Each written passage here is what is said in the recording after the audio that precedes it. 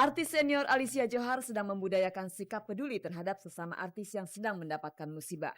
Alicia punya cara rutin yaitu temu kangen antar artis-artis senior sekaligus pengumpulan dana.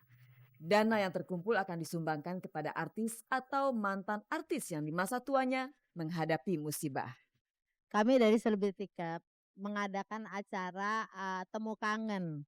Jadi gathering, juga charity night, di mana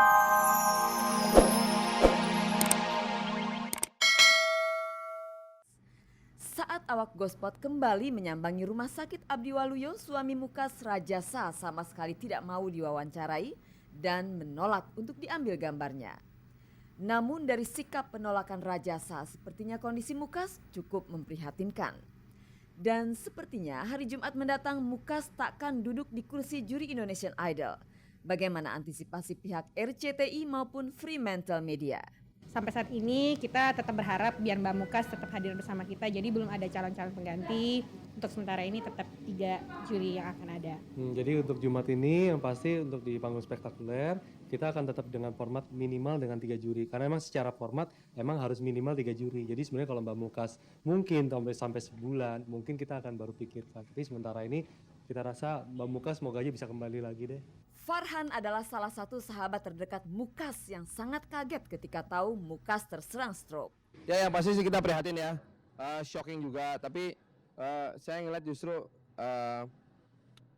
bisa jadi kayak semacam rambu-rambu buat kita ngerem juga deh. Kita yang seangkatan sama Mutia ini harus ngerem dan menyadari bahwa ternyata kerja keras kayak orang gila ini resikonya lumayan tinggi. Jadi ya saya pikir kita ambil hikmahnya aja. Dan kita berdoa mudah-mudahan Mutia cepat sembuh. Sebagai juri, Mukas tergolong yang galak dan ceplas-ceplos. Pihak yang paling kehilangan komentar nyelekitnya siapa lagi kalau bukan ketujuh finalis Indonesian Idol.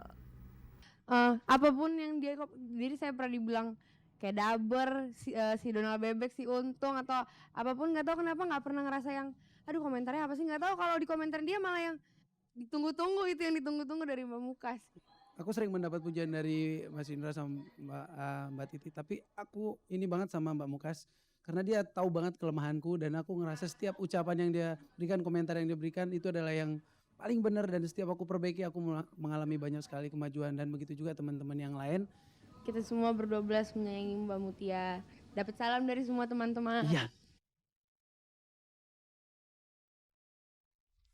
Pemirsa, ada banyak sekali berita menarik dari Baby Romeo, Ben Raja, dan Alicia Johar.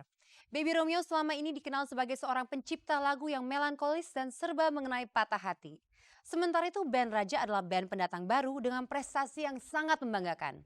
Karena sekarang hasil penjualan album mereka sudah melebihi 600.000 keping. Dan Alicia Johar dikenal sebagai seorang artis yang peduli terhadap nasib para artis yang sudah pensiun. Dan pemirsa, saya masih punya satu lagi berita menarik untuk Anda dari media Nusantara Citra yang menerbitkan koran seputar Indonesia. Anda bisa menyaksikan semua berita menarik itu pemirsa tentunya hanya di Gospot, gosip terdepan seputar orang ternama.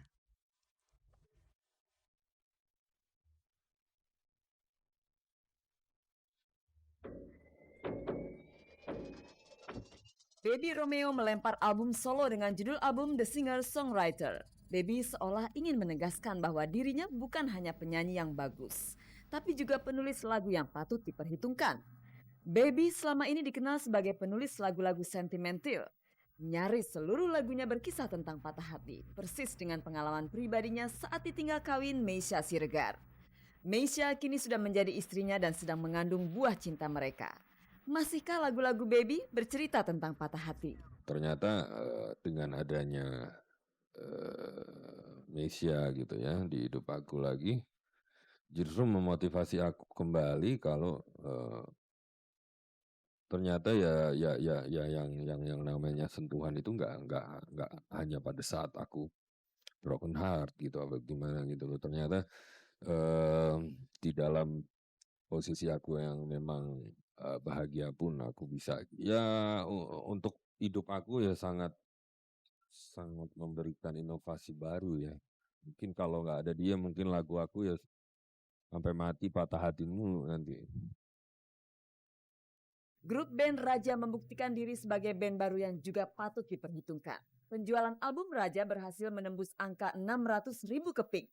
Alhasil Raja mendapatkan Double Platinum Award dari perusahaan rekaman yang mengeluarkan album tersebut.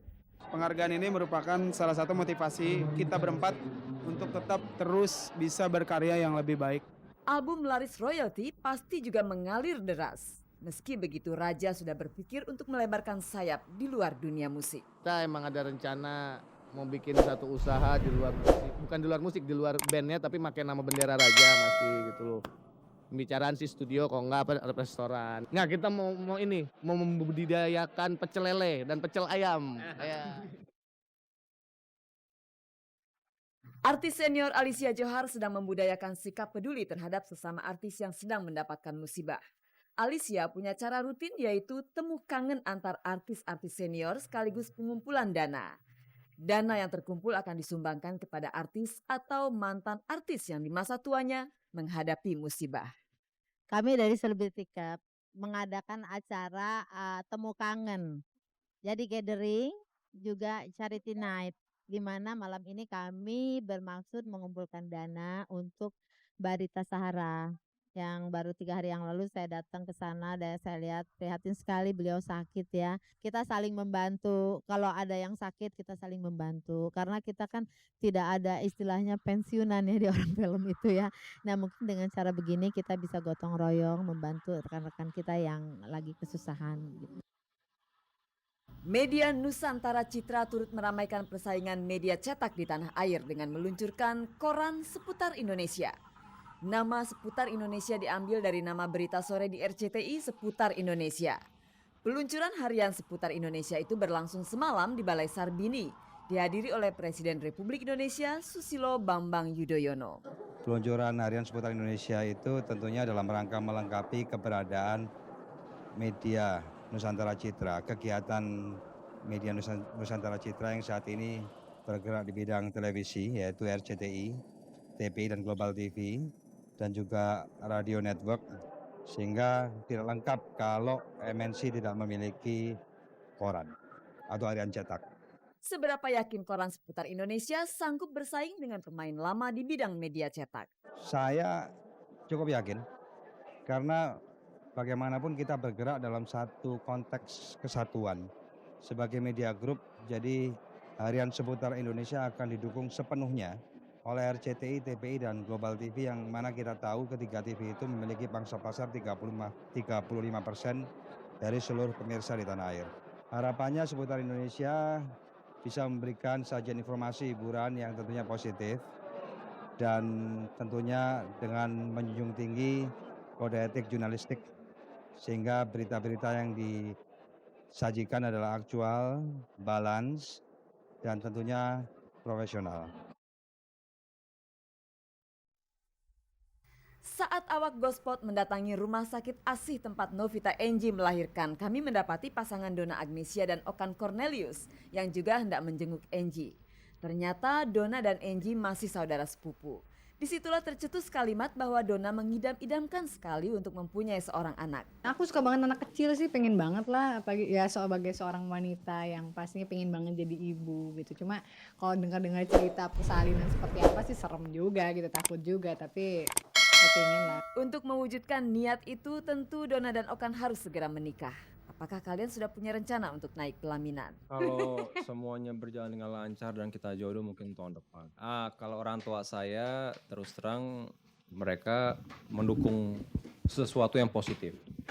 Jadi kalau saya merasa sudah yakin, sudah bisa dan niat, ya mereka akan dukung. Orang tua aku ya, kalau aku kan perempuan ya, pastinya kan cuma nunggu, istilahnya nunggu kapan saya diminta, iya gitu. Tapi kalau ngomong-ngomongan iya, orang tua aku juga pasti sih support, karena ya orang tua aku pengennya yang terbaik buat anaknya dan pengen anaknya bahagia. Seandainya memang Okan ternyata yang terbaik buat aku dan dia yang bisa bikin saya bahagia, ya pasti mereka akan support, dan sejauh ini juga support kok, karena mereka juga lihat dia ini seperti apa. Kedua pihak keluarga rupanya sudah mengetahui dan mendukung rencana Okan dan Donna untuk menikah di tahun 2006.